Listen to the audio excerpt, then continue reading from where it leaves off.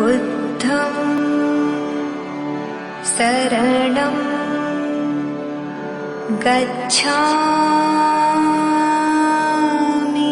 जय भीम दोस्तों, मैं रजत मौर्य आप सभी का स्वागत करता हूं बहुजन साहित्य के इस विशेष कार्यक्रम किताब पर चर्चा में, जहां हम चर्चा करते हैं बहुजन लेखकों द्वारा लिखी गई किताबें और बहुजन मुद्दों पर केंद्रित किताबों पर। आज हम इस वीडियो में चर्चा करेंगे कि जब डिटर्जेंट नहीं हुआ करता था, सरफ, कपड़े धोने का जो सरफ है, निरमा, वॉशिंग पाउडर निरमा, और कपड़े जो बाहर आता है कपड़े धोने का, वो नहीं हुआ करता था, उस समय हमारे पूर्वज जो धोबी कम्युनिटी से बिलोंग करते थे वो किस तरह से कपड़े धोते थे और किस तरह उन्होंने नई नई पद्धतियों का इजाद किया ताकि जो कपड़े हैं वो और ज्यादा साफ हों। हो सकता है कि आप लोग में से कुछ लोगों को लगेगा यार किस तरह की वीडियो है जहां पर कपड़े धोने को इतना इंपॉर्टेंट माना जा रहा है, पर आप खुद सोचिएगा कि आज की डेट में अगर हम गंदे कपड़े पहने तो कैसा लगेगा।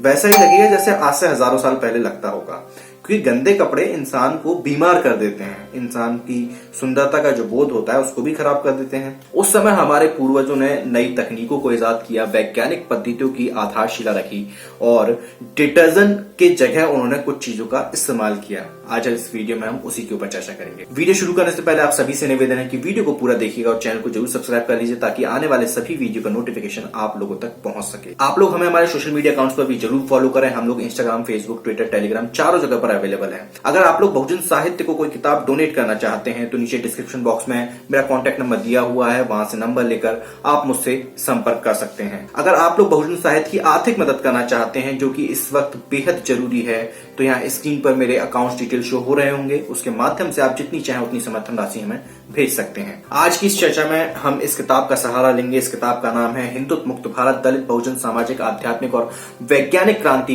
पर मंथन।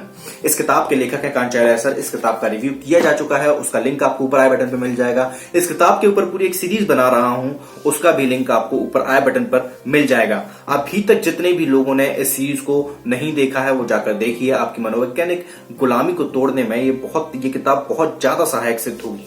इस तरह का डिस्कोर्स, इस तरह का डिस्कशन, इस तरह का विमर्श आपको मेरे ख्याल से, मैंने अभी तक जितनी किताबें पढ़ी हैं मुझे कहीं नहीं मिला, और मैंने किसी के ऊपर सीरीज भी नहीं बनाई है, लेकिन ये किताब मुझे इतनी जरूरी, इतनी इंपॉर्टेंट लगी कि इसके ऊपर पूरा एक एक चैप्टर, एक एक टॉपिक पर मैं डिटेल में बात कर रहा हूं। तो आप समझ सकते हैं कि इस किताब की अहमियत कितनी है।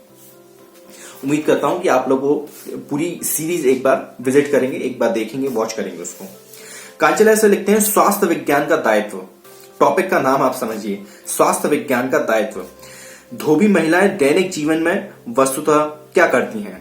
वे सुबह तड़के जाग जाती हैं और सबसे पहले घर का कामकाज निपटाती हैं। वे घर घर जाकर धुलाई वाले कपड़े इकट्ठा करती हैं।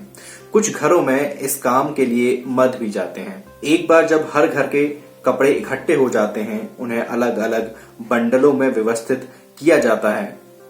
फिर बच्चों समेत पूरा परिवार उन गठरों को अपने सिर पर रखकर ले जाता है। हर रोज कपड़ों के बोझ को सिर पर ढोने के कारण चकलियों को बोझा ढोने वाले गधे भी कहा जाता है। इधर कुछ इलाकों में धोबी लोग कपड़ों के गठरों को गांव से धोबी घाट तक ले जाने के लिए गधों का प्रयोग भी करते हैं। ये अभी पिछले कुछ 400-500 या 1000 सालों में हुआ होगा, लेकिन उससे पहले ऐसा नहीं होता था। लेकिन ऐतिहासिक रूप में कपड़ों के ले जाने का काम वे खुद ही करते थे और इसे किसी धोबी परिवार या पूरी जाति के लिए एक सामाजिक दायित्व माना जाता था। उस समय किस तरह से कपड़े धोए जाते रहे होंगे, इसके ऊपर कांचार्य से लिखते हैं धोबी घाट पर पहुंचने के बाद चकली यानी धोबी सब कपड़ों को पानी में डुबो देते हैं। लंबे समय तक ऐसा रहा कि कपड़े सिर्फ साफ पानी में ही धोने होते थे, क्योंकि उस समय इतनी वैज्ञानिक पद्धतियां या फिर कहें कि साबुन सरफ वगैरह नहीं होते थे। उससे केवल साफ पानी में उन्होंने डाला और धो दिया। बाद में जाकर उन्हें लगा कि खाली पानी से कपड़े पूरी तरह साफ नहीं होते। न उन्हें खुद संतुष्टि होती थी, न ग्राहकों को। अपने और ग्राहकों को संतोष के लिए अच्छी तरह कपड़े धोए जाने की इस समस्या से पार होने के संघर्ष के दौरान ही धोबियों को सदियों पहले मिट्टी के साबुन की खोज करनी पड़ी होगी। इस चीज को हमेशा ध्यान में रखिएगा कि आविष्कार वही लोग करते हैं जिसको उनकी जरूरत होती है, क्योंकि जरूरत ही आविष्कार की जननी है।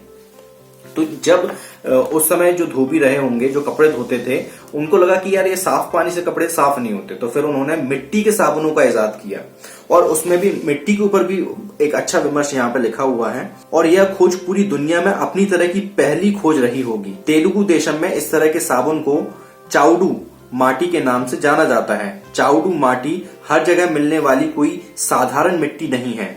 यह भूरे रंग की एक खास तरह की मिट्टी होती है जिसमें डिटर्जेंट के रासायनिक गुण होते हैं। चाउडू माटी को छूने पर इससे एक हल्की जलन होती है और अगर हाथ में गंदगी लगी हो तो वह फौरन साफ हो जाती है।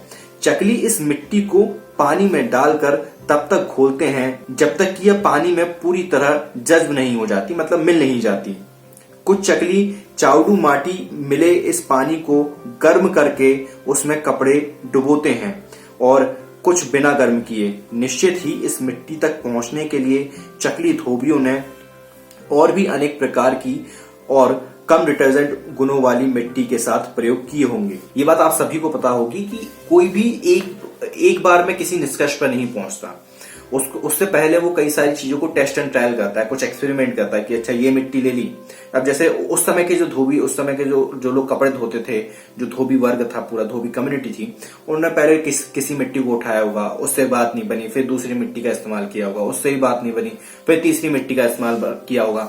इस तरह की अलग अलग मिट्टी का इस्तेमाल करके वो इस निष्कर्ष पर पहुंचे होंगे कि ये जो एक खास तरह की मिट्टी है, इससे कपड़े ज्यादा साफ निकलते हैं या ज्यादा साफ धोए जा सकते हैं। प्रयोगों और कम उपयोगी मिट्टी को छोड़कर दूसरी मिट्टी के रासायनिक गुणों की जांच का यह सिलसिला लगता है पीढ़ियों चला होगा और साबुन के गुणों से युक्त चाउडू मिट्टी का आखिरी चुनाव उसके डिटर्जेंट गुणों की सही जानकारी मिलने के बाद ही किया गया होगा, जिसका इस्तेमाल आज तक किया जाता है। आप लोगों को शायद नहीं, मुझे नहीं पता आप लोगों में से कितने लोगों को पता होगा, लेकिन हमारे जो गांव में जिस परिवेश से आता हूं वहां पर मिट्टी से कपड़े धोने का चलन आज तक जारी है कई इलाकों में। जैसे मैं अगर कोई बहुत दूर किसी का खेत है तो कुछ लोग साबुन वगैरह ले जाते हैं, लेकिन जो पुराने जो लोग हैं, जो बूढ़े लोग हैं, वो साबुन का इस्तेमाल नहीं करते, वो मिट्टी में ही अपने कपड़े धो देते हैं और साफ भी निकल आते हैं।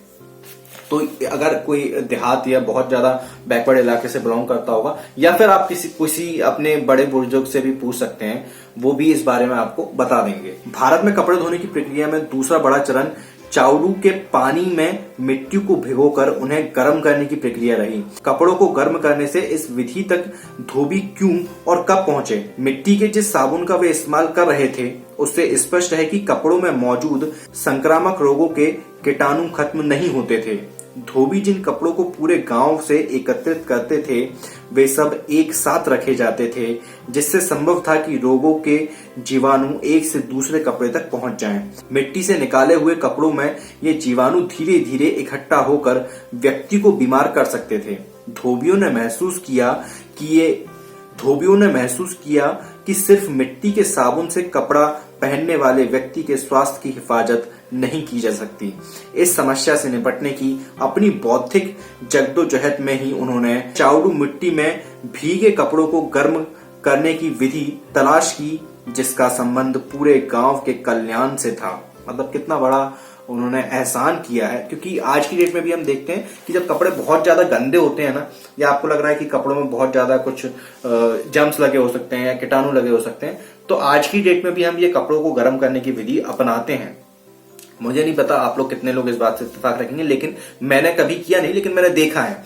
जैसे घर में भी जब पहले कभी कंबल अगर धोना होते थे तो मेरे जो फैमिली मेंबर्स थे, या जैसे मेरी दादी या मेरी नानी के घर मैंने देखा है कि उन्होंने कपड़े गर्म करे हैं, कंबलों को गर्म पानी में डुबोते थे।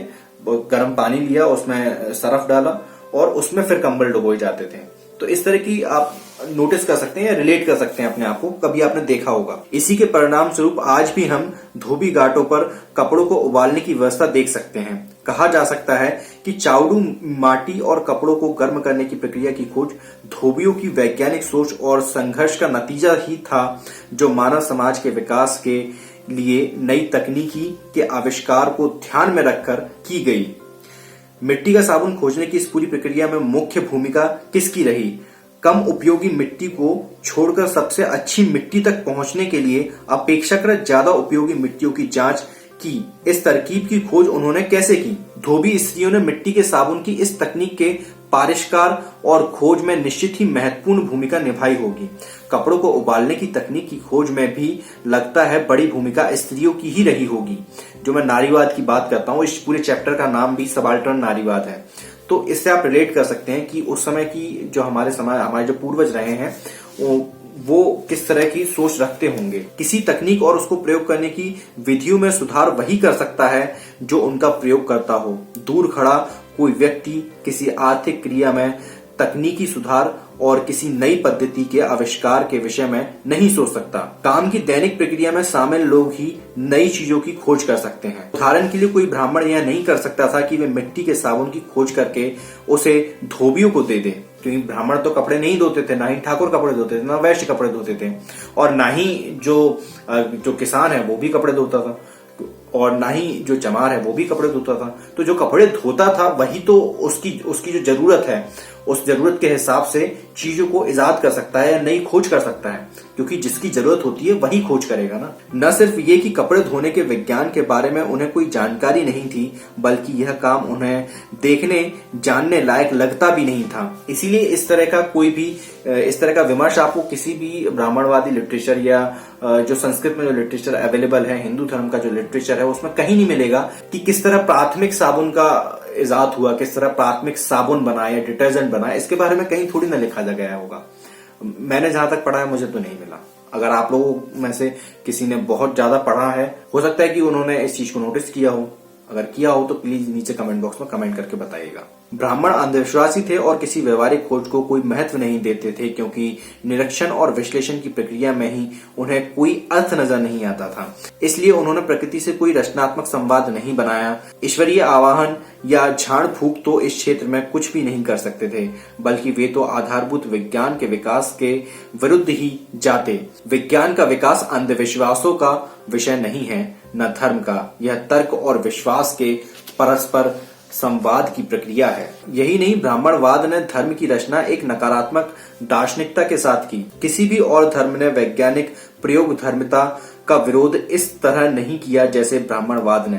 क्या भगवान ने कहा है कि कपड़े धोना बेकार काम है? क्या उसने कहा है कि जो आदमी दूसरों के कपड़े धोएगा उसे आध्यात्मिकता के लिए अयोग्य मानकर बरता जाए? दरअसल सच्चा आध्यात्मिक दर्शन दूसरों की सेवा करने वालों को ईश्वर के सबसे प्रिय लोगों के रूप में देखता है। प्रकृति से भोजन के रूप में मिलने वाले उत्पाद हर चरण में ब्राह्मणों को अछूत लगते हैं, सिवाय उस अंतिम चरण के जब वे खाए जाने के लिए थाली में रख दिए जाते हैं। पितृसत्तात्मक समाज में कपड़े धोने या उससे जुड़ी अन्य प्रक्रियाओं में हिस्सा नहीं लेने वाले मर्द भी इस क्षेत्र में कोई सार्थक योगदान नहीं कर सकते थे।